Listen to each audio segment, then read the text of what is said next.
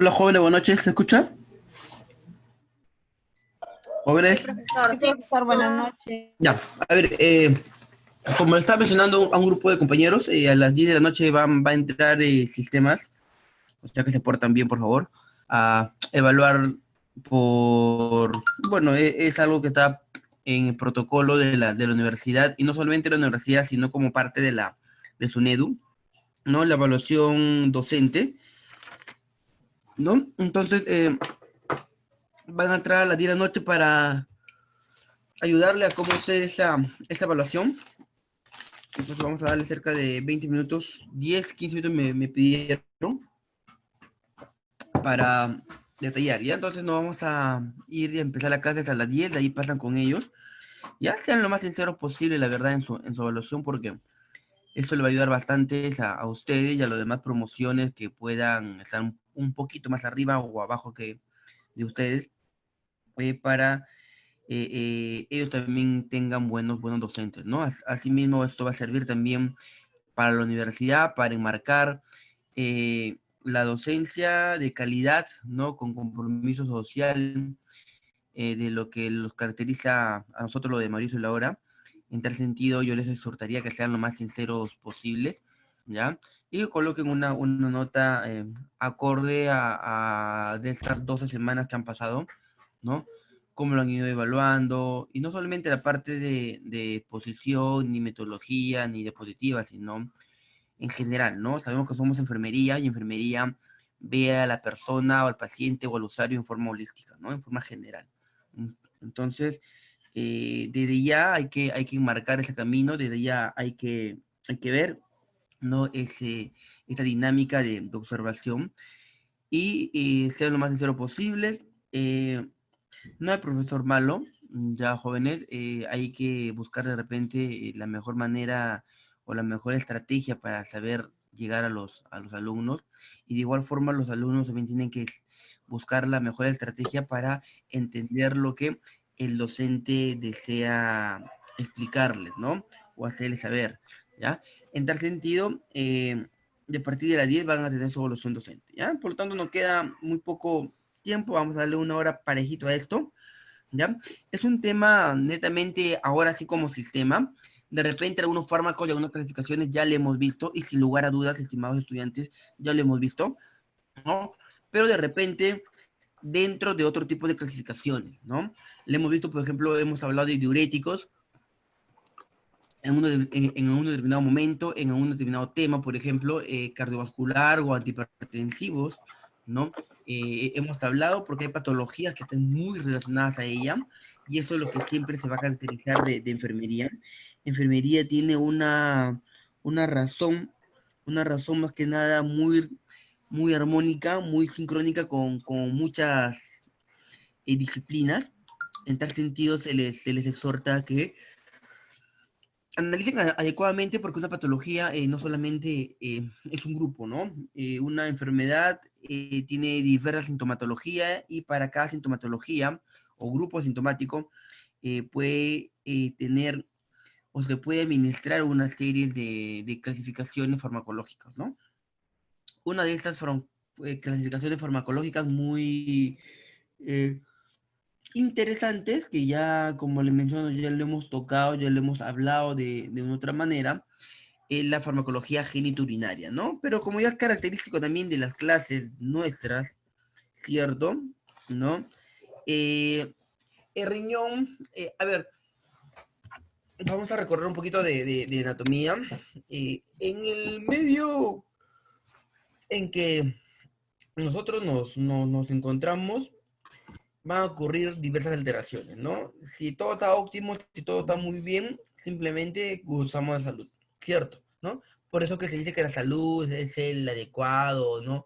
Estado de bienestar psíquico, mental y todo lo que ya sabemos, ¿no? Y la enfermedad es la alteración de la misma, ¿no?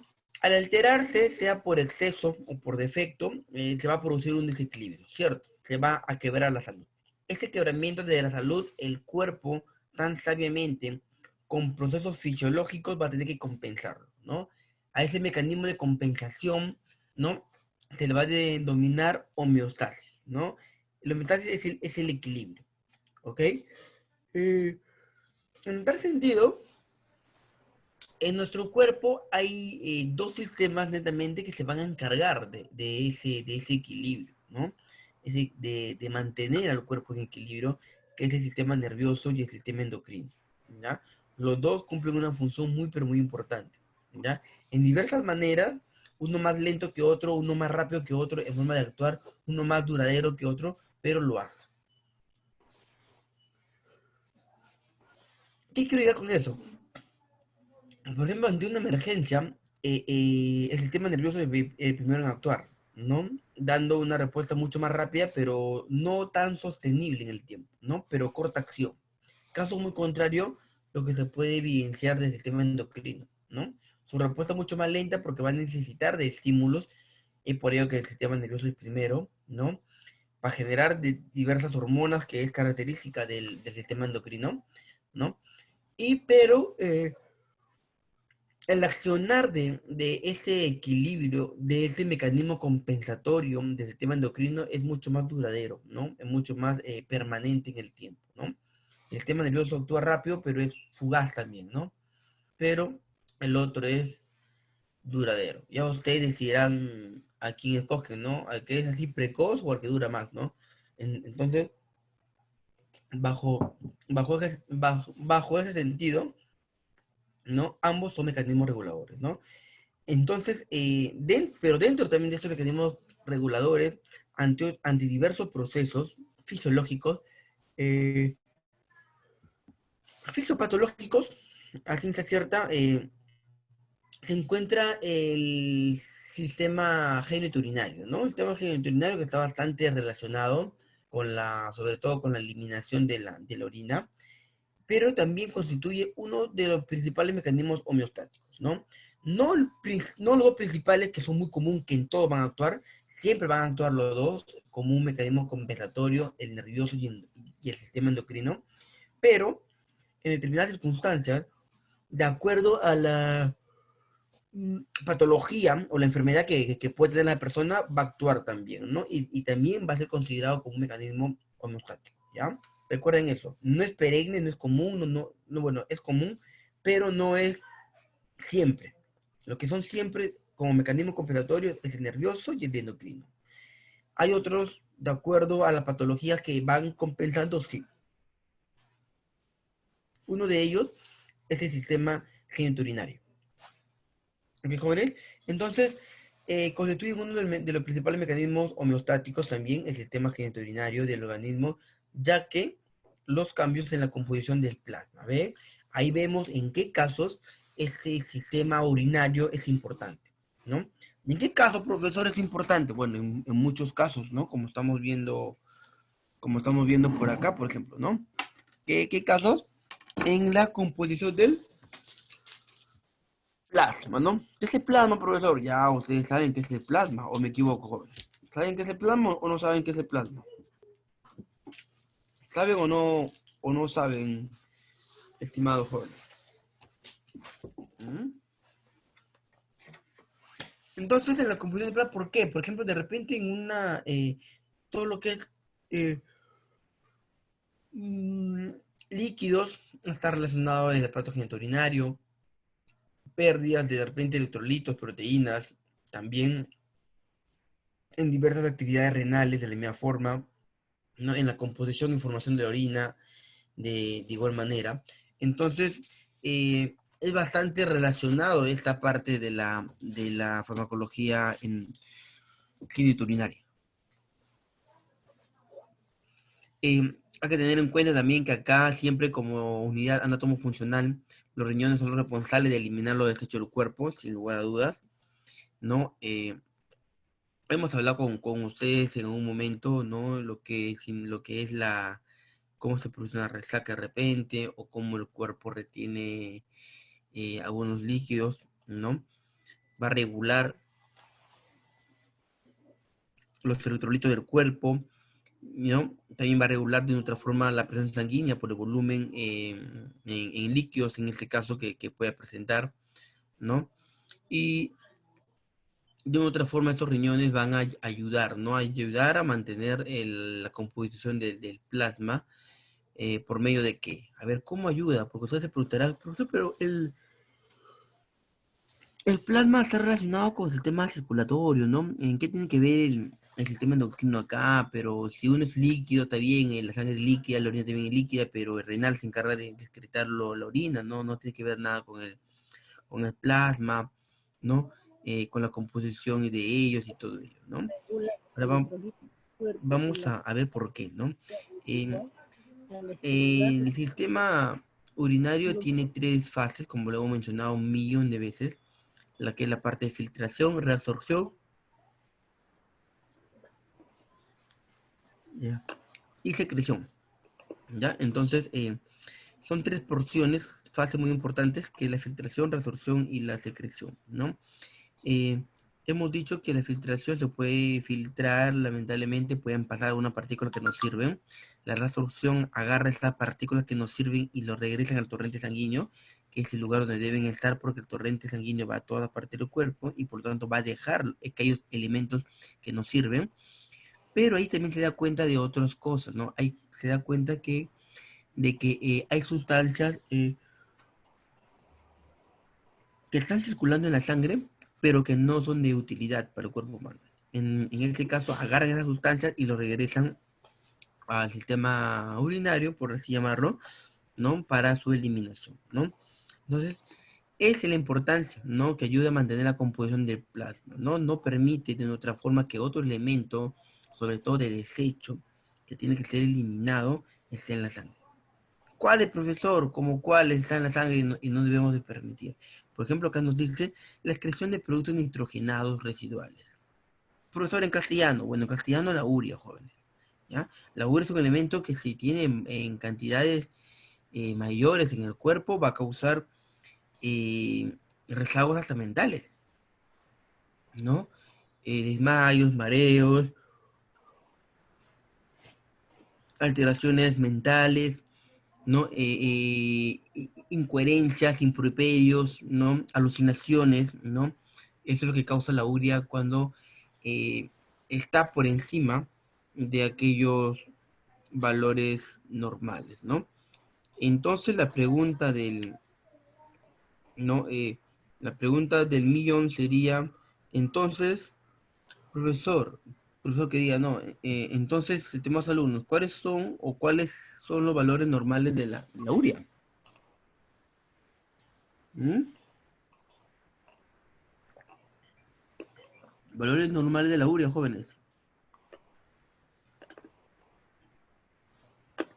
Han escuchado, ¿no? Alguna vez, ¿no? Sácale su examen de urea, creatinina. 15, creo, profesor. ¿Mm? ¿Quién da más, quién da menos?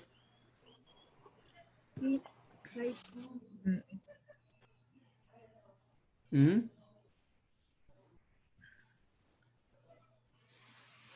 Siempre, como le dije, traten de buscar intervalos. Los jóvenes no se queden con un valor estándar que sea 15, 20, 30, 40, ¿no? Traten de manejarlo, los valores. Siempre pongan dos parámetros, ¿no? Pero van un promedio ¿no?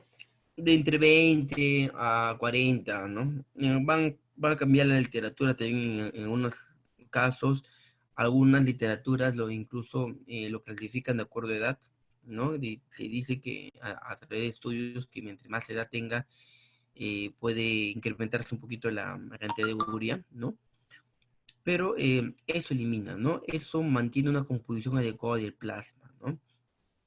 Elimina la urea, elimina también a las sales inorgánicas,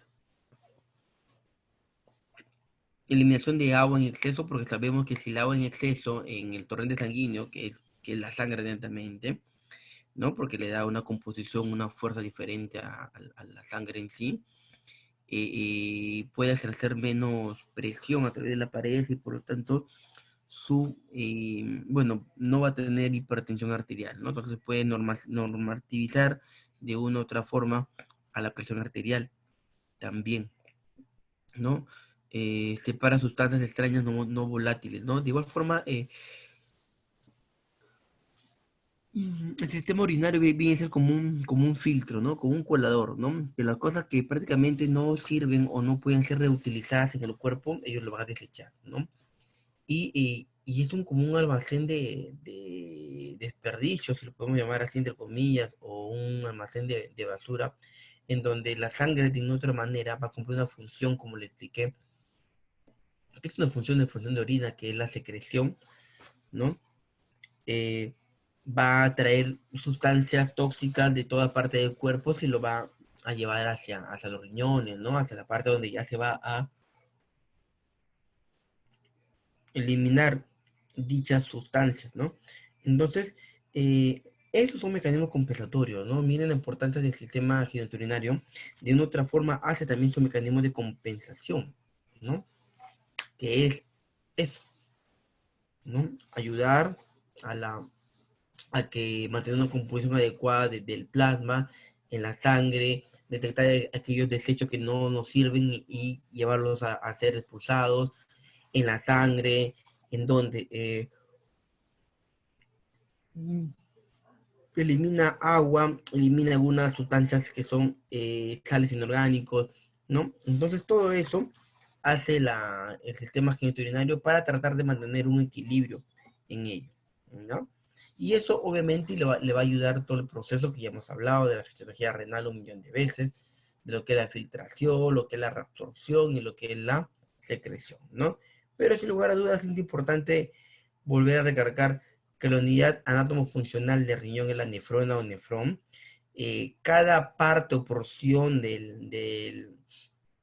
¿no? del nefrón es muy importante, ¿no? ¿Por qué? Porque cumple una función de absorción,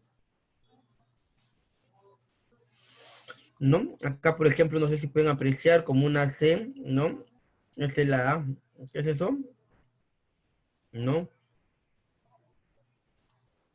¿Cómo se llama eso, no? El glomérulo, todo ello, ¿no?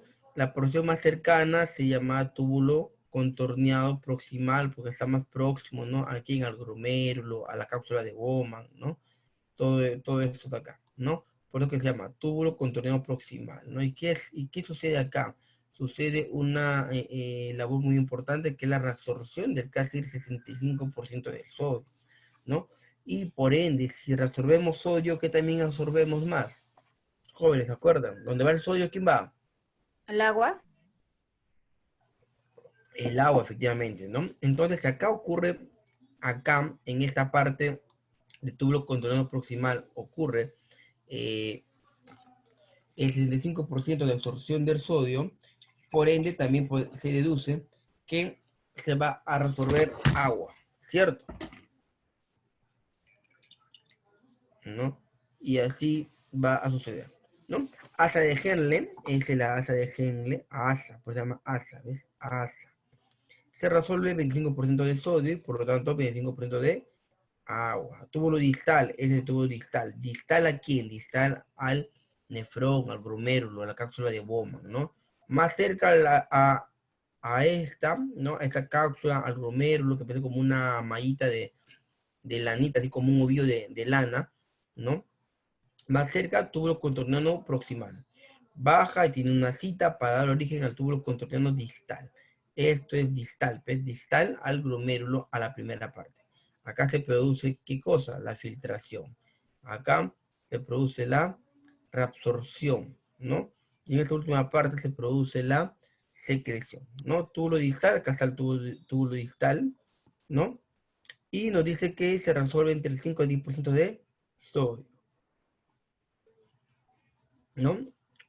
Y acá comienza ya con otros conductos también, ¿no? Que van a ayudar también al intercambio y todo ello, ¿no? Que son los famosos túbulos colectores, ¿no?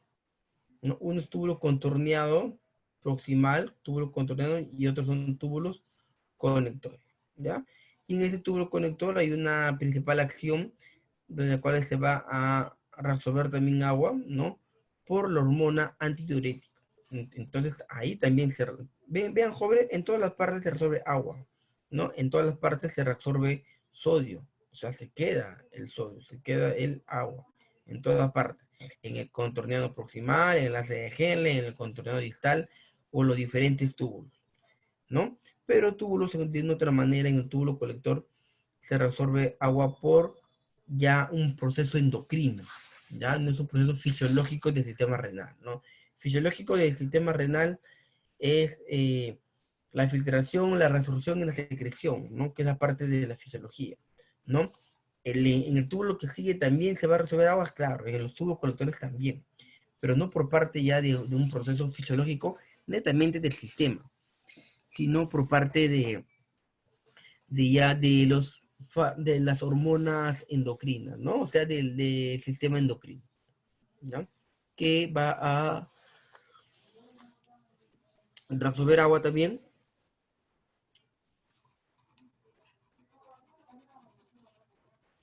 Y acá se va a producir lo que es por la hormona. ¿Por quién se va a resolver agua? Por la hormona antidiurética, ¿no?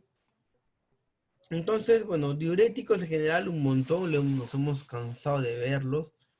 Diuréticos son un grupo de medicamentos que alteran la función renal, ¿ya? ¿Qué es diuresis? Es eliminación, ¿cierto? ¿No?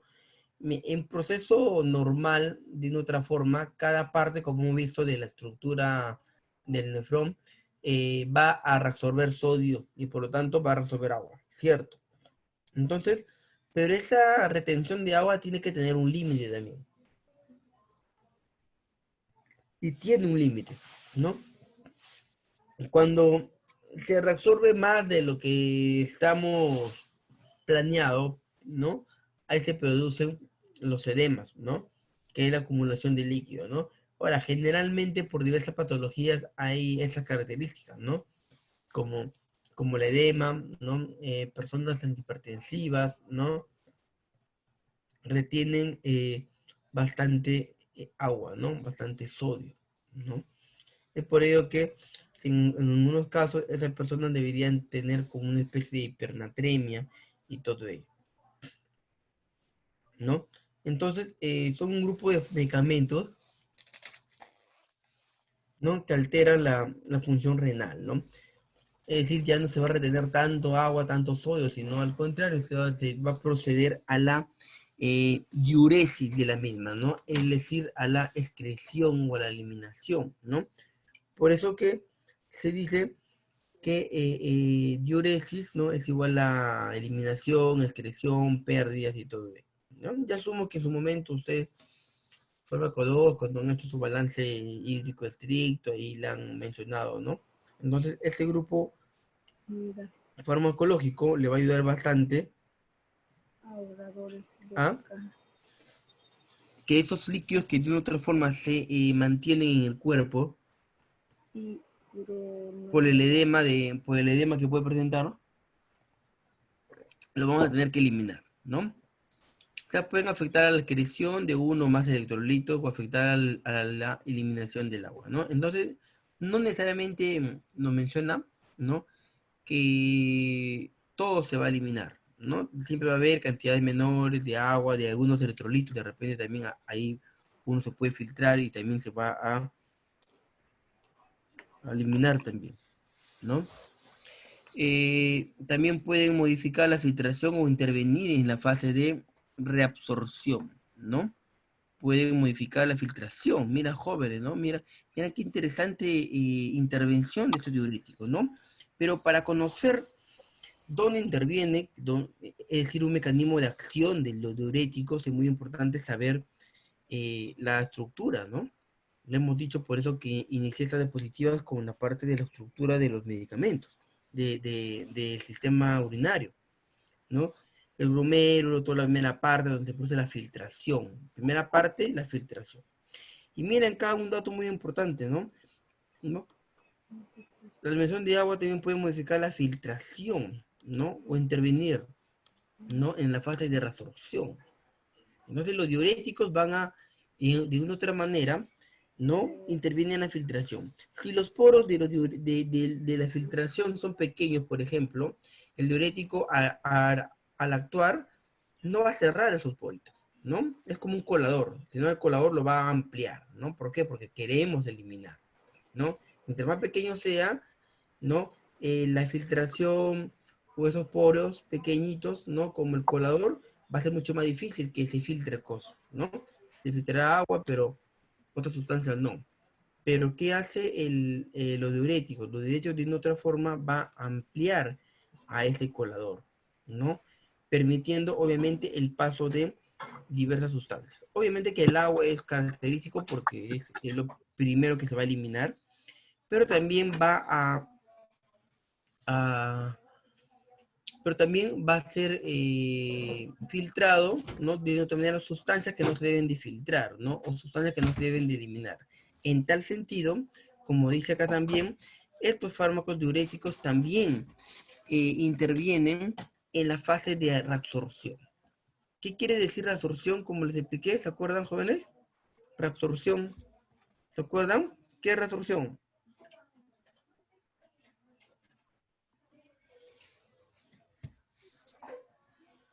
Reabsorción, jóvenes.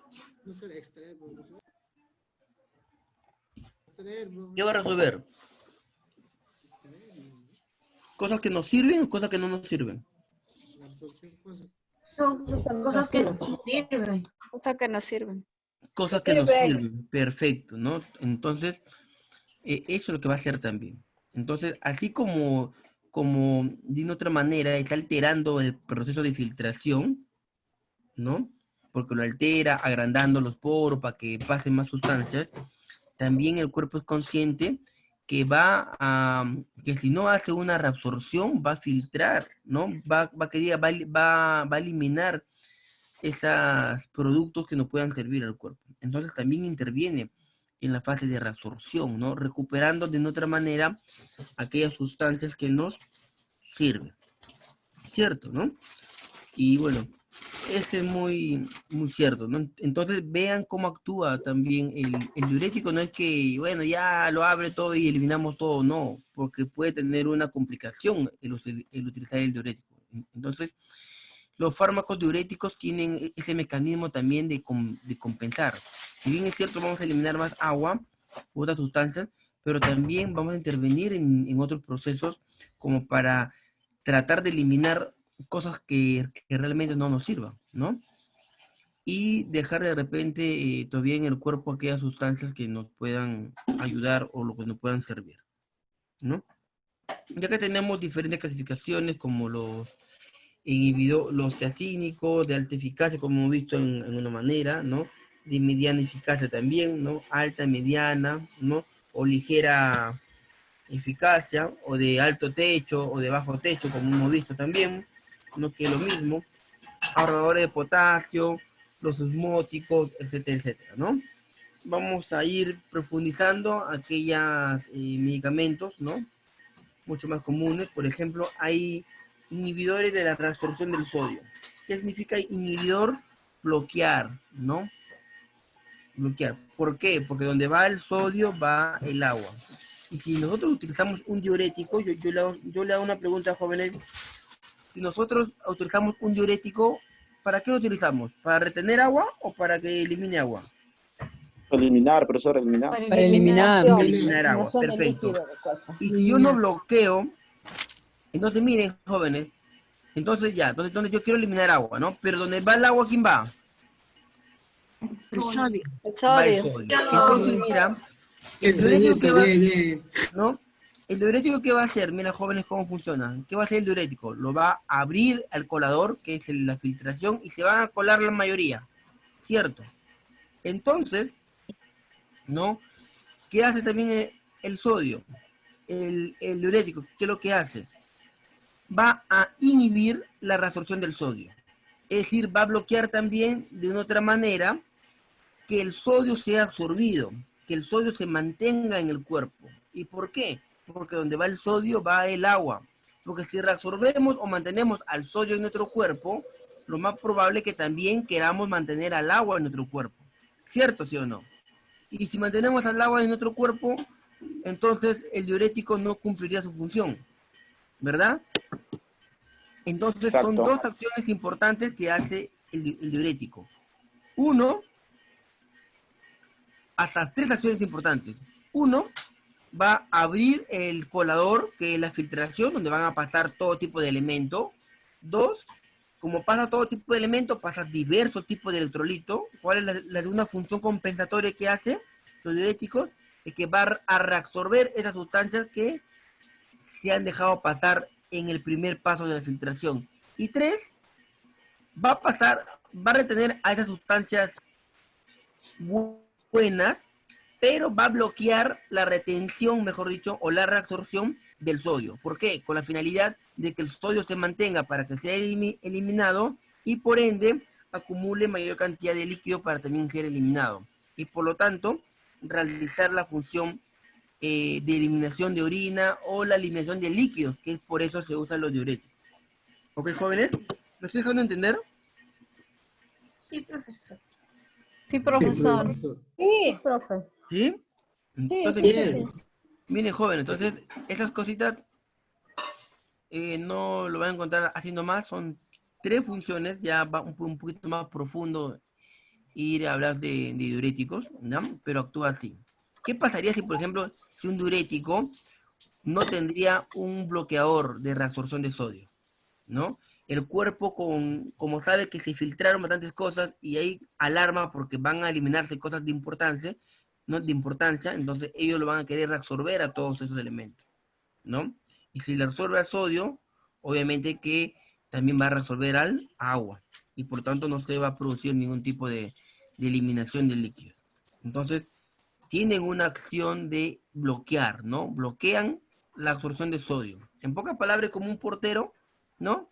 Y dice, ya, tú pasa todo, todos se resuelven, entran, y cuando se prende el sodio ahí, no, tú no. Tú quédate porque tú sí vas a ser eliminado, ¿no? Entonces, de otra manera, también hay que ver, también hay que tomar las muestras porque no hay que tampoco eliminar bastante sodio, ¿no? Porque sabemos ya los valores normales del sodio, que es de 135 a 145. Y por lo tanto, tenemos que mantener, y cuando suceda esto, siempre tenemos que controlar los valores normales de los diferentes electrolitos, ¿no? ¿Por qué? Porque es la única manera de monitorizar si estamos eliminando adecuadamente o no. Y no es eliminar por eliminar, y no es porque eliminamos agua, ya se va el agua, qué chévere, ya no pasó nada, no, sino que el agua también se lleva a electrolitos. Y no solamente el sodio, sino también a otros electrolitos que puedan servir, ¿no? Entonces, eso hay que estar controlando. ¿Ok, jóvenes? ¿Estamos bien hasta acá? Sí, profesor. Ya. Entonces, los diuréticos, Hacer una pregunta. dime, Eso es, ¿quién habla? profesor, es en caso de la persona sana, profesor, y en caso pero del paciente diabético, ¿cómo es? ¿Es igual? ¿Qué elimina un diabético? ¿Mm? No entiendo tu pregunta, especifícame bien tu pregunta, mi estimado. Está explicando es de un paciente normal, pero en un paciente diabético, ¿cómo es? ¿Cuál es la eliminación? Sí, profesor.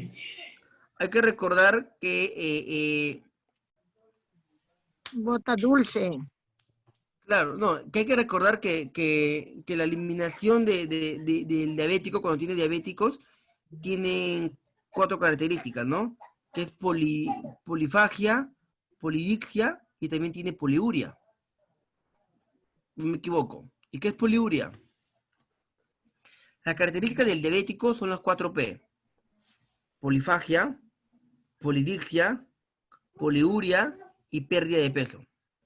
4 características tiene un diabético. Yo le pregunto ahora, ¿qué es poliuria? Orina demasiadas veces. ¿Mm? Orina La demasiadas micción veces. excesiva. Claro. ¿Y si elimina orina, qué está haciendo? ¿Eliminando líquidos o no? Sí. Sí, profesor. ¿Usted que hace una función diurética o no? ¿Mm? Sí. Sí. Entonces, ¿es necesario darle un diurético o no? No, Ya no. ya no, profesor. Ya no. Si no se queda Claro, seco, pues, profesor. claro, pues chicos, ¿ves? Obviamente que esa orina que va a eliminar, elimina otro tipo de sustancias. Imagínense, jóvenes, que le den un diurético, le abres más, ¿no? A ese colador, entre comillas, que es la filtración, y se va a eliminar más sustancias de lo que ya elimina por sí un diurético, un paciente diabético. ¿Por qué? Porque una de las características de ese paciente es poliuria. O sea, miccionan cada rato y eliminan bastante. Entonces, darle un diabético, darle una diuresis a un diabético no es tan indicado, ¿no? Obviamente que a través de análisis, ¿no? Todo eso vamos a ver también la cantidad de elementos que tiene. Y tenemos que ver también, ¿no? Los pacientes también, cada uno son diferentes por más que tengan la misma patología, ¿no? Ahora, si ese paciente, por ejemplo, tiene una complicación como suele suceder, de hipertensión, ¿no? Y otras sustancias, entonces ahí sí puede ser bastante particular ver si conviene o no conviene administrarle un diurético, ¿no? Pero por líneas generales, no. Pero obviamente vuelvo a repetir que cada paciente es totalmente distinto, es un mundo distinto. Así tengan la misma patología, son diferentes mecanismos de acción, ¿no? Hay pacientes que pueden tener complicaciones, ¿no? Que si administramos de repente un determinado fármaco que en el papel está indicado incluso para su patología, pero como factor adverso de ese mismo medicamento puede resultar peor.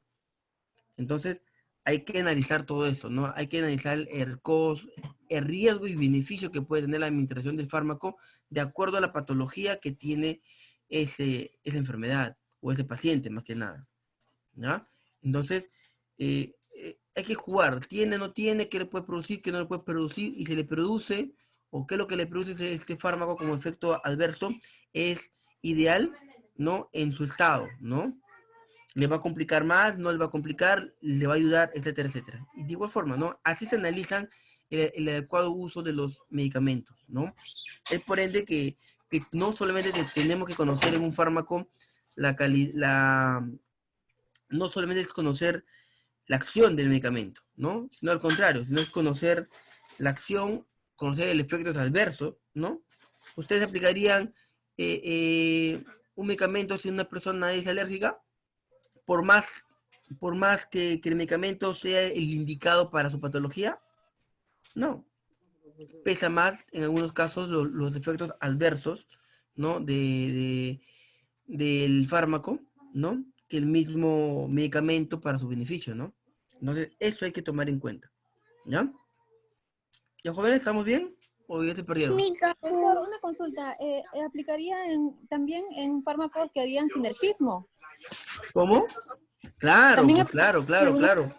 Hay fármacos o que sea, potencian, sin lugar a dudas, ¿no? O como fármacos que también pueden ser antagonistas. Claro, muy buena, claro. Hay fármacos que pueden potencializar su acción, ¿no? Y puede ser peor.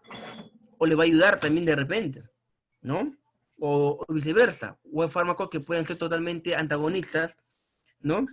Pero ese antagonismo en algunos casos le puede favorecer y otros no. Entonces hay que analizar bien a la persona y a la patología de base que puede tener, ¿ya? Y sus efectos y sus adversos. Bueno, y sus efectos adversos más que nada, ¿ya? ¿Hasta acá, jóvenes, estamos bien?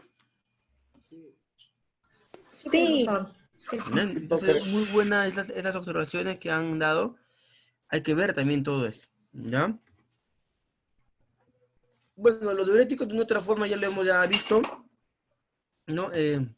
Gracias. De alta eficacia, de media eficacia y de eficacia baja o ligera, ¿no? De alta eficacia, miren, también hay que ver también, por el hecho que le demos un diurético, ¿no? Pues también tenemos niveles de reabsorción, ¿no? Y eso es lo que tienen que ver, mira, ¿no? Es diabético, ¿no? Está bien, bacán, ¿no? Pero hay que ver también su grado, ¿no? Hay que ver cómo está su sodio en el cuerpo, ¿no? Y así puede ser de repente una característica de elección del fármaco, ¿no? De repente le damos un diurético, pero de alta eficacia, de baja eficacia o de eficacia baja, ¿ves? Vamos jugando, de otra manera vamos jugando con ello, ¿no? Imagínate, ¿no? Un paciente que tú necesitas eliminar líquidos, pero tiene poco sodio, ¿no? Su valor tiene una hiponatremia, por ejemplo, ¿no? Hipo es bajo, natremia es sodio, ¿no? Tiene 120 equivalentes por decilitro de sodio en el cuerpo. O sea, está hiponatrémico, ¿no? ¿Cuál sería? Y tenemos que darle un diurético. ¿Qué le vas a dar? ¿Diurético de qué tipo? ¿De alta eficacia, de media eficacia, de eficacia ligera o baja? ¿Mm? Hay que ver, ¿no? En este caso hay que tratar de mantener la mayor cantidad de sodio en el cuerpo. Entonces sería de repente un diurético de alta eficacia. ¿Por qué? Porque va a inhibir la absorción del sodio. No, sería todo lo contrario, ¿no? No hay que darle el de alta eficacia, porque si le damos, si está hiponatrémico, si ya está bajo, imagínate si no reabsorbemos ese sodio que vamos a eliminar. Lo vamos a seguir disminuyendo sus valores normales del sodio. Entonces, ahí, todo lo contrario, ¿no? Le damos una de baja eficacia, ¿no? Para que se pueda absorber, para que puedan acumular de otra manera más sodio, ¿no? O caso contrario, ¿no? Una persona, por ejemplo, hipernatrémica, que tiene bastante concentraciones de sodio en el cuerpo, ¿no? Ahí sí, por ejemplo, le podemos dar y necesita también eliminar líquidos. Entonces tenemos que bajar esa cantidad de sodio también en el cuerpo, muy aparte del agua, ¿no? Porque los dos paran juntos. En tal sentido, sería adecuado en esa oportunidad darle un medicamento de eficacia alta, ¿no? ¿Para qué? Para que elimine agua, que nos va a ayudar por los edemas que puede tener de repente el paciente, y a la vez también como un mecanismo compensatorio de regular los niveles normales del sodio en la sangre, ¿no? En este caso, la furosemida sería lo adecuado, ¿no? Entonces, jóvenes, hay que ver bien dónde aplicamos, qué es lo que aplicamos. Ya hay que, no solamente es aplicar un medicamento por su acción, como lo vuelvo a repetir, sino hay que aplicar el medicamento pues, también mirando el criterio o las posibles consecuencias que pueda tener. ¿Ok? Y de igual forma, ¿no? Hay características, ya hemos visto también de alta eficacia, y el más característico es la furosemida, de eficacia media o mediana son las tiazidas, que tienes un grupo de clasificación dentro de ellas también de bastantes fármacos, y el otro es la eficacia baja, que lo más conocido de repente es la espironolactona y el manitol, ¿no? Que es bastante utilizado en accidentes cerebrovasculares, ¿no? En accidentes cerebrovasculares, como por ejemplo la descongestión o el descomprimiento de edemas, ¿no? Causado por hematomas internos en la cabeza, ¿no? Eso hay que verlo muy bien, ¿ya? Diuréticos de la ASA, sin lugar a dudas, bloquea, ¿no? Mecanismo de acción, bloquea el sistema de transporte, ¿ve? ¿De quién? Del sodio, del potasio, del cloro, ¿no? En la rama ascendente de la asa de Henle, ¿no? La asa ya hemos visto, ¿no? Como en la parte más baja, que une al túbulo contorneado proximal, ¿no? Con el túbulo contorneado distal, ¿no? Esa se llama asa de Henle, ¿no? El diurético del asa aumenta la excreción, ¿ves? Bloquea el sistema de transporte. ¿Qué quiere decir? Que ante una reabsorción, y ya sabemos a qué nos referimos reabsorción, ¿no? De elementos que todavía no sirven, ¿cómo se va a ir a la sangre? ¿Cómo se va a reabsorber? ¿No? Va a haber un transporte de por medio. Sea pasivo o activo, lo que hemos estudiado anteriormente, pero va a haber un tipo de transporte, ¿no? Entonces, ¿qué hace estos diuréticos? Dice que no, tenemos que eliminarlo, tenemos que botarlo. Entonces, tenemos que eliminar. ¿Qué hace? Entonces bloquea a estos transportes, ¿no? Es como que ustedes están en el paradero y nunca llega el bus, ¿no? Están ahí esperando y la gente se acumula hasta que ya llega una determinada hora y nadie puede ir a la universidad y todos se regresan a su casa, ¿no? O todos son eliminados en este caso, ¿no? Tienen que irse. ¿Llegaron a su destino? No. ¿Se reabsorbieron? Tampoco. Entonces, miren la inteligencia de otra manera, no inteligencia, sino el excipiente o el mecanismo de acción que puede tener el fármaco, ¿no? Para interactuar y realizar su función adecuadamente, ¿no? Uno de ellos, que son los diuréticos de la asa, va a bloquear al sistema de transporte, ¿no? ¿De quiénes? De todos estos elementos que se han filtrado, primer paso o primer proceso de la formación de orina, filtración. Todo lo que está infiltrado, están esperando su movilidad. ¿Qué hace? Entra el medicamento y dicen, no, tenemos que eliminarlo. ¿Qué hacemos? Entonces, hagamos un tráfico, ¿no? No sé, pero esos transportes que lo van a reabsorber a la sangre, que no llegan acá. Entonces, no llegan, pues, y se queda en esa parte de renal, en la parte de riñón, por así llamarlo, se queda el sodio, se queda el potasio, el cloro y todos los elementos, los electrolitos que se han filtrado de otra manera, ¿no? Se queda los electrolitos, ¿cierto? Y al quedarse, se va a producir una función que se llama excreción, ¿no? La última, ¿no? La secreción, bueno, la secreción es otro, pero ya, mejor dicho, se va a quedar para ser eliminado. Y ese es el fin de los fármacos, ¿no? De los diuréticos, ¿no? ¿Me estoy dejando entender, jóvenes? ¿O Sí, profe, sí se entiende. cómo? Sí se entiende, profesor. Profesor, Dime. Dime, Villacres. Que sí se entiende, claro, profesor. Ya. Entonces, esto es lo que sucede, ¿no? Miren las interacciones, miren estos diuréticos, ¿no? Y eso es lo que les dije desde un comienzo, va a estar bastante interaccionado, es decir, bastante armonizado o relacionado, mejor dicho, ¿con quién? Con los aminoglúcidos, con las digoxinas, con los AINES, miren, digoxina, ¿se acuerdan dónde vimos digoxina? Sistema cardiovascular, ¿se acuerdan? ¿Se acuerdan o no se acuerdan? Angina de pecho, AINES, antiinflamatorios, corticoides también. Vean, ve jóvenes cómo se relaciona con qué sistema, mira. Cardio, farmacología del dolor.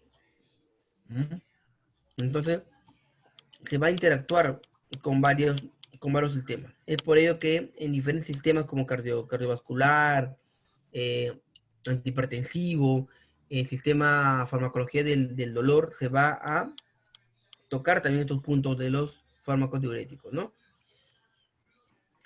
Hay diuréticos de mediana eficacia o de media eficacia que llamamos los diuréticos tiacídicos, ¿no?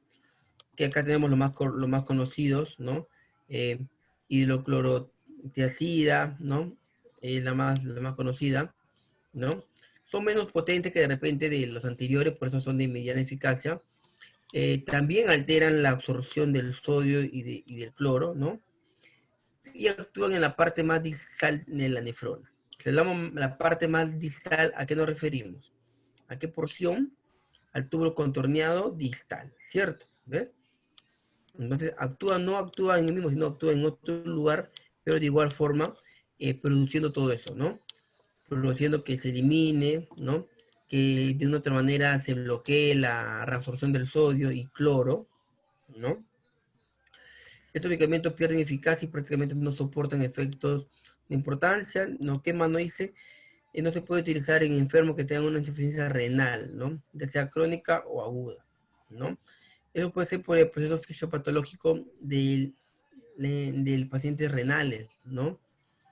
Imagínese, el paciente renal no puede eliminar porque necesita de otra forma esos electrolitos, ¿no? De mantención, ¿no?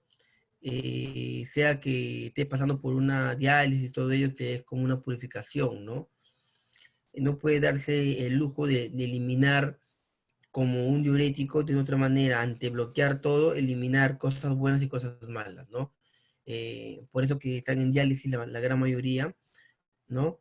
Y más bien, ¿no? Retienen lo máximo posible de sustancias buenas y ante el proceso de diálisis, todas esas toxinas que de una otra forma causan esta enfermedad como consecuencia, no, tiene esa enfermedad, puedan retenerse en el cuerpo las sustancias buenas y las sustancias malas pueden eliminarse, ¿no? Mediante ese proceso de diálisis, ¿no? Imagínense un diurético a un paciente de estas características, va a eliminar todo, ¿no? Bueno y malo, entonces ellos no están en condición para, sobre todo, lo bueno, seguir perdiéndolo, ¿no? Es por eso que la diálisis es un mecanismo muy interesante, ¿no? ¿Cómo funciona? ¿No? Primero se extrae, va a una máquina, lo limpia y después regresa, ¿no? Ese es diálisis, ¿no? Te extrae la sangre, ¿no? Pasa una máquina, todo lo malo se queda en la sangre y todo se queda en la máquina todo lo malo y todo lo bueno regresa a tu cuerpo. Imagínense que le den un diurético. El diurético no hace esa función. No es que todo sale, seleccionan cuál es bueno y malo y después regresan. No. El diurético, ¿qué hace? Todos salen y se acabó. Bloquea todas las entradas para que no sean reabsorbidos, ¿no? Bloquean a todo lo que puedan, todas las técnicas que van a seguir permaneciendo en el cuerpo, porque esto se necesita que irse. Imagínense, se va cosas buenas y malas. El paciente renal no. El paciente renal necesita de ello, ¿no? En tal sentido, sale una máquina, lo procesa, las cosas malas se quedarán ahí en la máquina para después ser eliminado y las cosas buenas regresan al cuerpo porque sin lugar a dudas este tipo de pacientes lo va a utilizar. ¿Ya? ¿Estamos bien, jóvenes?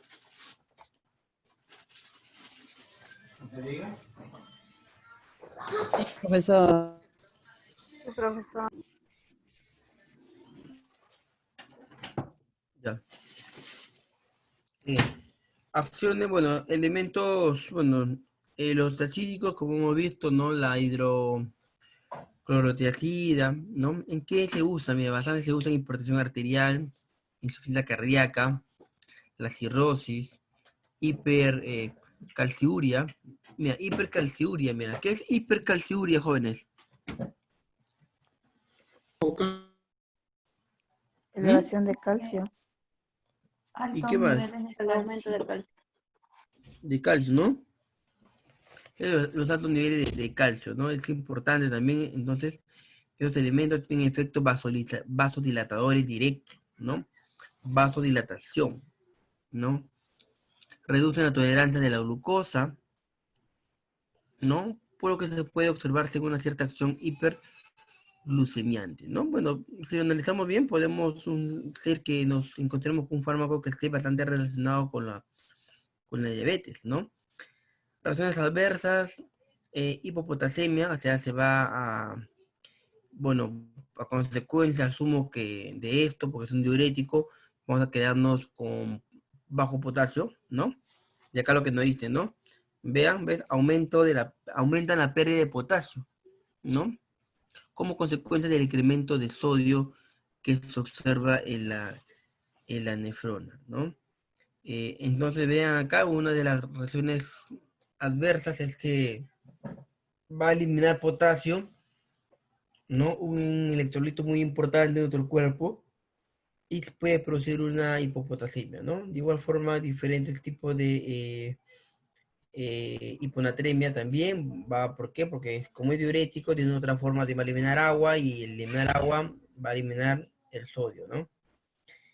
Interacciones, me está muy ligada, muy armonizada, sincronizada con las arritmias cardíacas, ¿no? En pacientes con los digitálicos, como son las digoxinas, que es la clasificación de los digitálicos, por eso que hablamos de una insuficiencia cardíaca, ¿no? Y obviamente, como hemos visto en unas clasificaciones anteriores, en antiinflamatorios no esteroideos, ¿no? Entonces, bastantes relacionados con todos esos sistemas donde también se utiliza este medicamento, ¿no? Diuréticos de eficacia muy ligera, ¿no? Estos medicamentos tienen una potencia mucho menor, solamente aumentan discretamente la eliminación del sodio y reabsorben al potasio, ¿no? Entonces, mira, algo muy particular, algo así, ¿no? Diurético de eficacia ligera, ¿no? Va a producir una eliminación de líquidos, sí. Si hay líquidos, va el sodio. Simplemente bloquea muy sucintamente, muy discretamente al sodio, ¿no? Lo va a bloquear para que no sea reabsorbido y lo va a eliminar. Es decir, va a eliminar pocas cantidades de sodio, ¿no? Y sí hace una diferencia, ¿no? Sí hace una exclusión, por ejemplo, ¿no? Que va a bloquear el sodio para que sea eliminado, pero sí va a reabsorber el potasio, ¿no? No es como la anterior, de repente que el potasio sí o sí se va a eliminar. Entonces, De acuerdo también a las patologías, como ustedes lo han mencionado, podemos ver qué tipo de diuréticos podemos utilizar. Imagínense un paciente que ya venga con hipopotasemia, ¿no? Hipopotasemia que es igual de potasio, ¿no? Imagínense que venga un paciente con hipopotasemia, ¿no? Que ya tenga ya hipopotasemia. Imagínense si le das un medicamento diurético de eficacia mediana para arriba, ¿no? Te va a eliminar la mayor cantidad de potasio. Es decir, esos valores los vas a seguir bajando.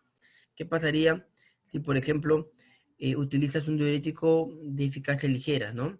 Vas a producir una eliminación de líquidos, ligeramente también de sodio, pero de potasio prácticamente no, porque lo va a absorber, ¿no? Es decir, lo va a mantener todavía en su cuerpo, ¿no? Y esa es la ventaja de lo que le menciono, ¿no? Como, por ejemplo, la espironolactona, que es lo que todo el mundo hemos escuchado, ¿no? Espironolactona es un elemento potasémico, por así llamarlo, ¿no? Ustedes quieren potasio, la espironolactona, ¿no? Va a retener la mayor cantidad de potasio en tu cuerpo. No lo va a eliminar. Es algo suave, no produce tantas alteraciones, como hemos visto anteriormente, etcétera, etcétera, ¿no?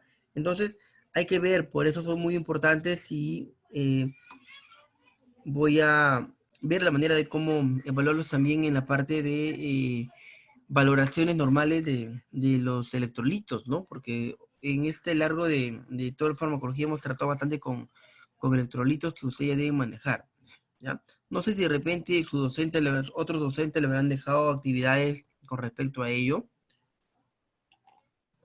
¿La han dejado, jóvenes? Electrolitos. No.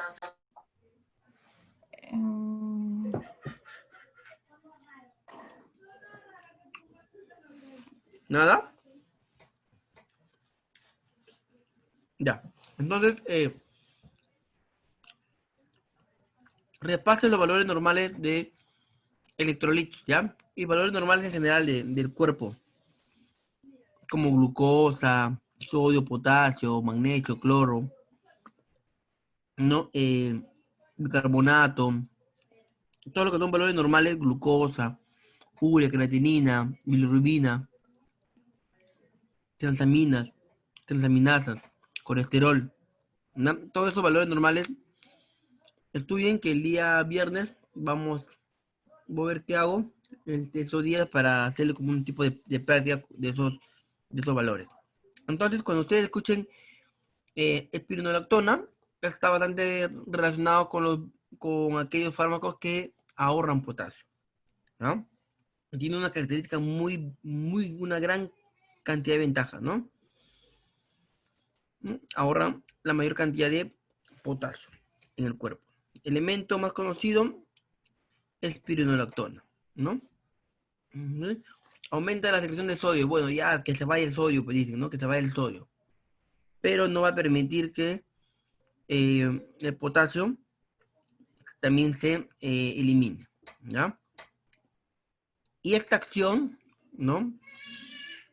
Esta acción de retención de potasio, ¿no? Va a producir en la orina que sea un pH mucho más, ¿no? Más elevado, no tan ácido, ¿no? ¿Por qué? Porque el potasio tiene iones, ¿no? De carga positiva, ¿no? Entonces, eso ya pasaría a ser como algo secundario, pero también es muy interesante saber, ¿no?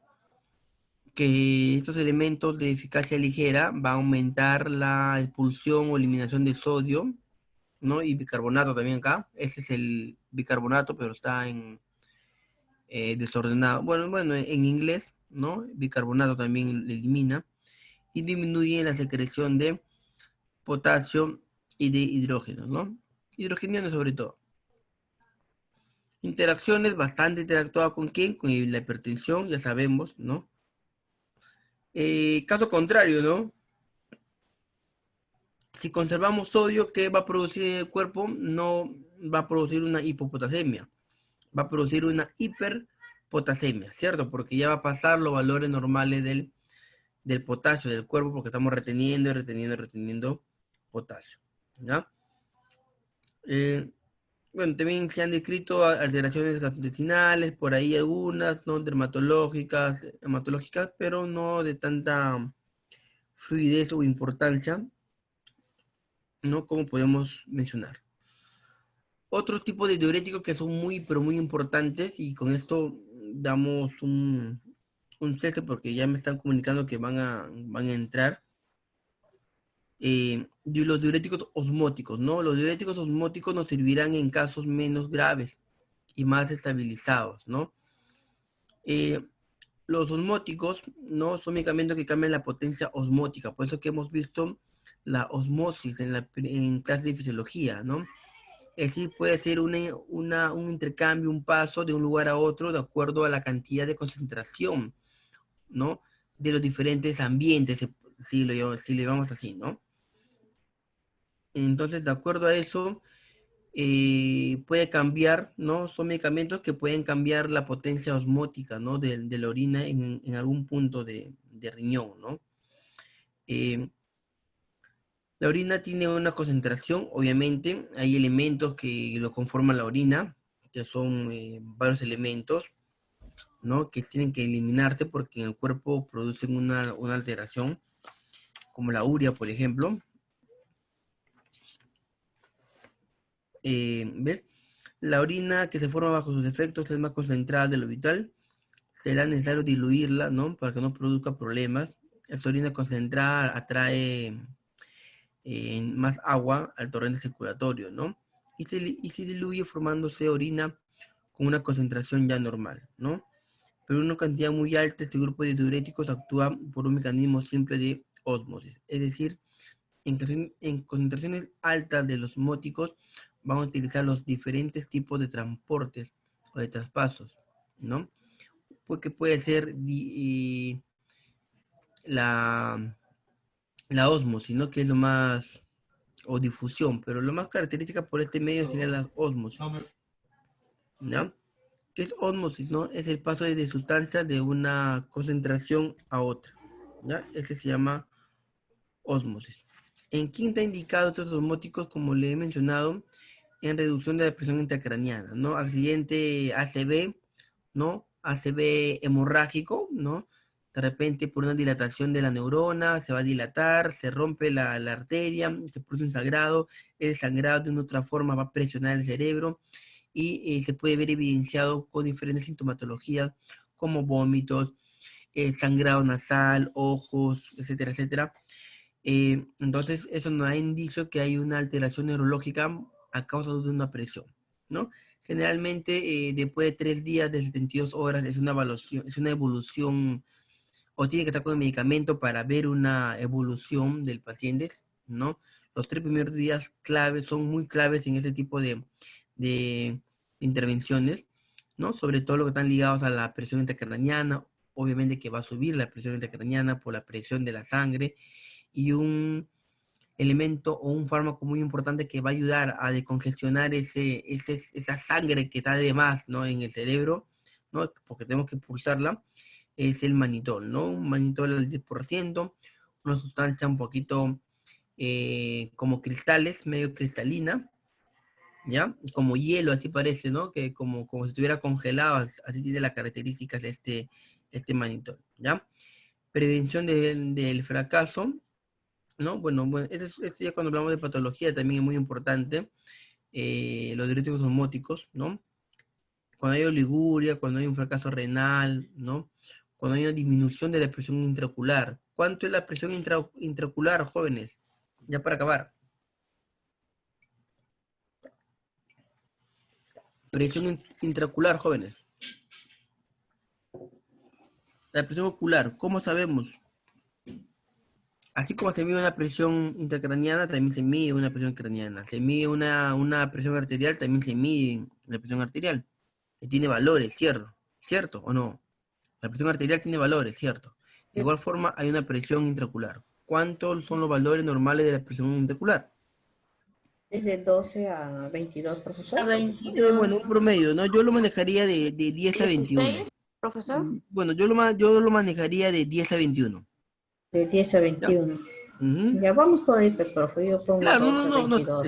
está muy bien, está muy bien. De 12 a 22 está muy bien, no digo nada, pero... No cambié por 1, por 2. Por No uno, va a por uno, cambiar. no, pero está bien. O sea, ¿Qué es la no, diferencia, pues, profesor? no es que esté mal, ¿ya? Pero está bien, ¿ya? Entonces, ¿por qué? Porque también ese tipo de presión puede causar alteraciones, ¿no? Si le duele la cabeza, los ojos, siente mareo, náuseas, hay que ver bien, puede ser por una presión intraocular que puede estar afectando, ¿no?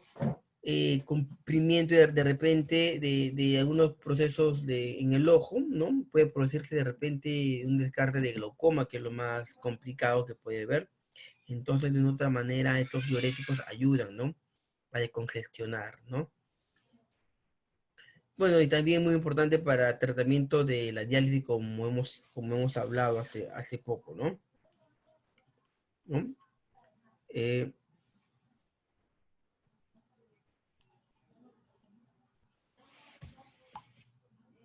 Acá tenemos unos diuréticos ya para acabar con el mannitol, ¿no? Hay mannitol, ¿no? Al 20%, ¿no? Eso es una cristalina, así como...